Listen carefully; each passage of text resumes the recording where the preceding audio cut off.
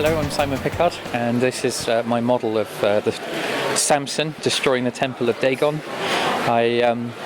I wanted to build it more historically accurate because I discovered that they had found a Philistine temple which fit the descriptions in the Bible of this two-pillar structure. And so the temple that you're actually looking at, the floor plan, the foundation plan, is based on a temple they found in Tel Kasil, which is why you'll notice that the building itself is a very odd angle, and actually the main building's not even a perfect rectangle. If you look at it, you'll see that the one side is slightly longer than the other. So there was some very interesting hinging work and off-grid work going in to create the various shapes. And once I'd established that, I wanted to know kind of how you go up from there, and I did a lot of digging into what they know, and discovered that the pillars themselves were actually wooden and not stone like they're usually depicted in films, and these wooden pillars were on stone bases, and the weight of the roof on top of them then held them in place. So you can see almost how a strong man would be able to just shift the pillar a little bit, and once it shifted, it was slipped and gone. And that's the point at which I've tried to represent here, with Samson at the bottom with everything just about to collapse onto top of him. So that's him, that's the bearded guy at the back. The bearded guy at the back. The red eyes are because he actually had his eyes put out after he was captured by the Philistine nation. I don't think I can see the red eyes, but I can see definitely him right in the middle. So that's him pulling the pillars apart. And obviously we're at this point where the whole building's starting to collapse. So like you say, since the roof was actually the pillars were holding the roof. They're holding the roof up. Yeah. And interestingly with that, we obviously don't know for sure what this particular temple would have looked like. I've seen drawings of reconstructive drawings of the Tel Kasil temple where they make the whole roof covered over and flat. Yeah. But we know that Philistine houses had these open squares in their roofs, very much like you'd expect with a Roman villa and other types of places like that. Yeah, in hot places where it doesn't rain. So when you take into account that you've got these two pillars, it makes some sense then why there were only two, because perhaps there was no other roof to hold up. We also know in the Bible accounts that the roof itself, lots of people were stood on, and logically they wouldn't be up there if they wanted to be part of the event unless they could have actually seen what was going on. Hence why I've gone with this open roof structure, which gives you that opportunity, thankfully, to be able to see in and see Samson and some of the other bits going on as you reach this moment that he pushes these pillars apart and causes them to collapse. I have to say, one of the biggest challenges was trying to find enough varieties of scared looking faces, but my favourite ones are actually coming to now. You can see these three faces here. This particular one is my absolute favourite. There's another one of the woman right down in the thing. They look so terrified and sweet. That's right, they're choir singers from Christmas sets. But the moment you change the nature of it, there's just this emotion suddenly imparted into them.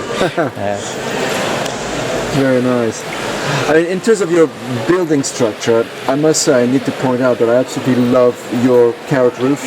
Yes, I don't know whether I could claim being first because I've seen quite a few other people doing it. I think it's just one of those ideas that happens when you get lots and lots of a piece suddenly available. And thankfully Lego decided to release them in their pick-a-brick walls at Easter and again recently.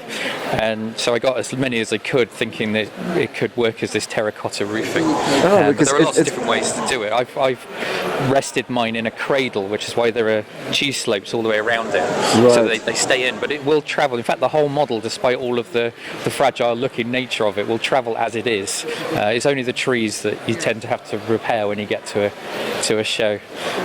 Well, it's a very nice build. I mean, last time I saw you, actually the time before that, you had the walls of Jericho, I think? I have done those too, yes. I do hope to do a whole series of collapsing buildings based on biblical stories. So I recognize some of the techniques of the walls falling, people falling over it, but this is also quite different because what's fascinating is it's in the process of being destroyed. Yes. And yet, like you say, it's very stable nonetheless for transport and for vision. So you've got the feeling of action, of destruction, yet it's like a still image. That's what I love to go for. I always try and, because I don't tend to build things that move, but I do want the action and the story to be told. So the idea of creating that sense of motion, even though it's static. I mean, the primary way of doing that is using mixel joints, because they're very grippy as a ball joint, which means you can get them into lots of different angles and twists. But there are little tricks you can do. For example, you'll see this this piece of wall falling off here, but it's actually held by the minifigure's hand. We've got another one on this side where he's falling over the back, where again it's the minifigure that's actually providing the stability for the wall. And it's lots of little tricks like that can really help you. That's really clever. Thank really. you. I guess the brown pieces are the sort of the joists that stick out to simulate the structure. Yes, there would have obviously been some sort of structure for the roof to help it up, so the brown parts come out. I know that it looks very like that in Mediterranean style buildings. Yes, it does. I went with that look because it felt like it might be reasonably accurate to how they might have done it themselves. But obviously we're talking about a very ancient period in history.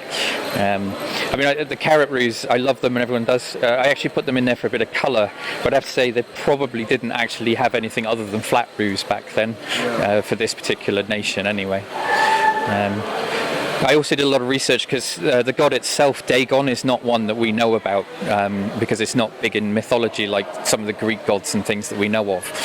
But Dagon is actually the weird-looking fish character on the model. I was wondering what that was. Lots of pictures of him, so they've done paintings and things on walls, and they've discovered some of these in the various Philistine places that they've discovered. And so he's done very much to represent one of the types of painting. The weird thing is that he's actually represented in two different ways. I chose the one with the big fish tail as it is because I knew they had the right pieces for that. So is it a sort of water god then, was he? I believe fish-related gods were actually more to do with fertility, representations of fertility. I don't think the water itself had any particular meaning in terms of what he was as a god. Got it. But apparently not a very successful one. Well, that's another wonderful design of yours, and thank you so much for showing it to me. Oh, thank you for the interest.